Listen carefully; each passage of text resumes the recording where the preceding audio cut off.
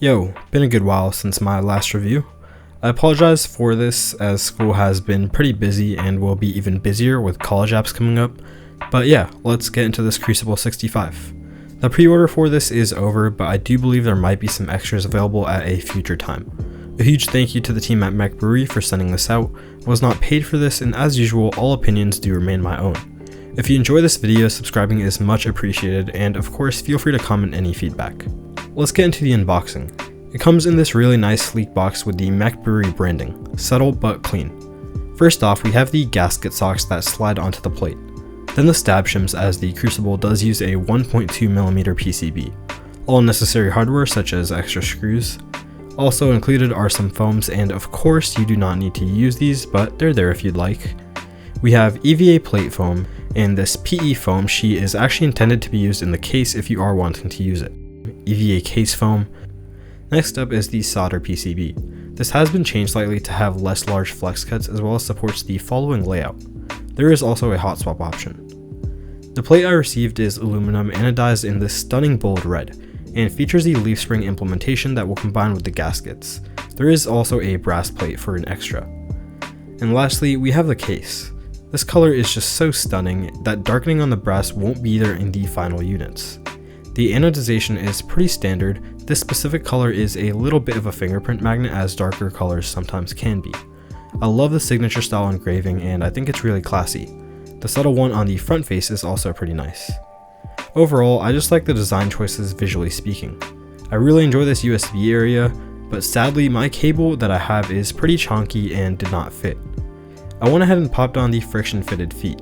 I do prefer adhesive feet, but this isn't something I'm too picky about. And this isn't part of the review, but I was really impressed with this desk pad and tool roll they included. It's made out of really nice leather, and I will be using these in the future. Really wowed by them. The design and manufacturing team is based in Vietnam and actually specialize in these leather goods, which I thought is pretty cool. For this build, I went with cherry clip-ins, one of my favorites. A lot of people hate on them, but I think a lot of people also confuse them with plate mount stabs. They aren't the same. Cherry clip-ins are extremely affordable, sound great, and feel great. Prevail Keyco actually sells them with Durag wires included, which I prefer over the cherry wires. If you are looking to pick some up, the affiliate link on my website really does help support the channel. I went ahead and lubed them with Krytox 205 G0. I've tried dielectric grease, I've tried XHT BDZ, but I always find myself coming back to 205 since it's really not too expensive and yields consistent results. My only regret here is not wire balancing. I'm pretty lazy sometimes, or all of the time, and honestly, spending that small amount of extra effort to wire balance can be the key to removing stab tick. Installing them to the PCB is very simple. Because it is 1.2mm, using those shims is recommended. You simply just put them on the back while inserting one end of the housing to keep them in place.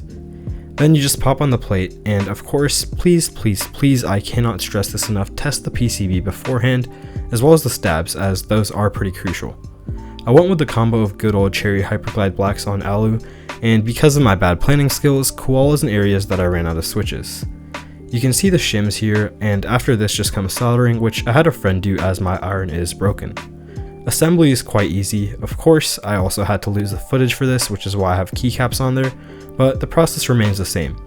The gasket socks go on the leaf springs, which simply slot into the notches on the top and bottom case. But before that, we also do need to connect the daughterboard JST cable. I don't think this board has a ton of flex or anything, so the daughterboard might not have been necessary from a practical standpoint, but for an aesthetic standpoint, it definitely helps. I opted to tape mod this PCB as I'm not a fan of PCBs with flex cuts typically, then I just installed case screws. It's really as easy as 1, 2, 3. With the build out of the way, let's take a listen to how the mechbrewery Crucible65 sounds with some different configs. But as always, keep in mind that various factors affect sound.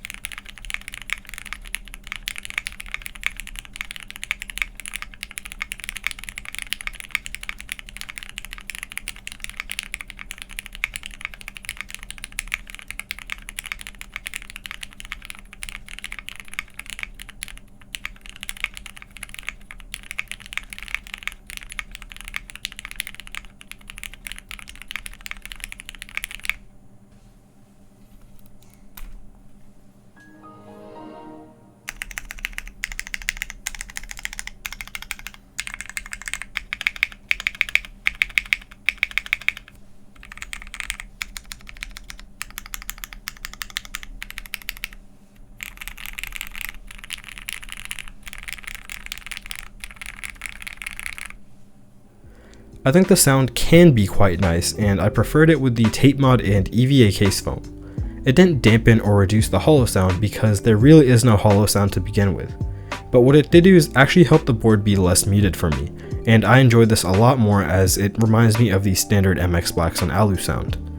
This is probably the most preferential part, but I believe the flex cuts on the PCB and the flex cut on the plate make it for a very soft typing experience, but also results in a more muted sound that I'm not too into.